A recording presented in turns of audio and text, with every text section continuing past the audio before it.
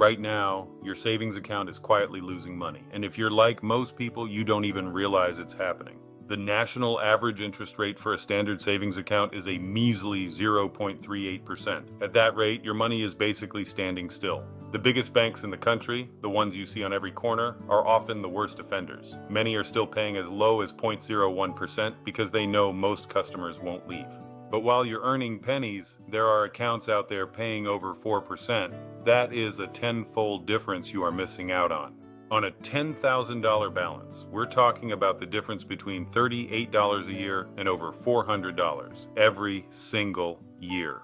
And here's the kicker. With inflation still hovering around 3%, that 0.38% account is actually losing you value every month. The Federal Reserve has paused its rate cuts for now, meaning these high-yield rates are sticking around. You have a window of opportunity to lock this in.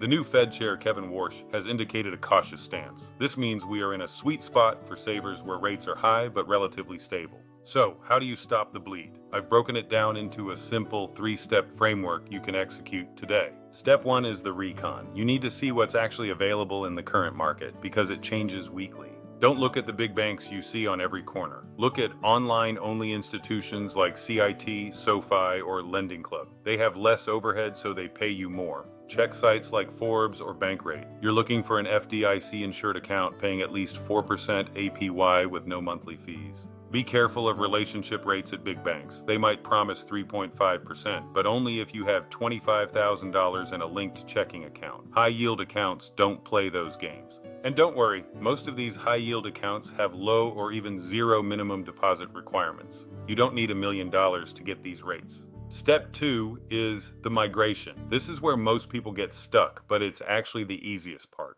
Opening an online high-yield account takes less than 10 minutes. You just need your ID and your current bank's routing number. And remember, these are still savings accounts. Your money isn't locked away like a CD. You can move it back to your checking account whenever you need it. As long as the bank is FDIC insured, your money is just as safe as it is at the biggest bank in the world. Safety is non-negotiable. Always check the FDIC logo on their site.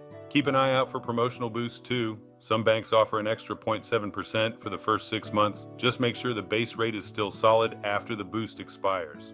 Finally, step 3, automation. This is how you make sure you never settle for 0.38% again. Set up your direct deposit to send a portion of every paycheck directly to this new high-yield account. Don't even let it touch your low-interest checking. When you automate, you're not just saving, you're compounding. That 4% interest starts earning interest on itself every single month. Over 5, 10, or 20 years, this one simple switch can result in tens of thousands of dollars in extra wealth that you didn't have to work for. It's the ultimate passive income. With the current market outlook, these rates are the new normal. Don't leave your money on the table while the banks profit off your deposits. Every month you wait is money lost. On a $10,000 balance, waiting just 30 days costs you over $30 in interest. Don't let inertia win. Now, rates will fluctuate over time, but the gap between the big banks and the high-yield accounts almost always stays wide. This is a strategy for the long haul. Stop letting your savings lose value. If you found this breakdown helpful, hit that like button and subscribe for more direct financial playbooks. See you in the next one.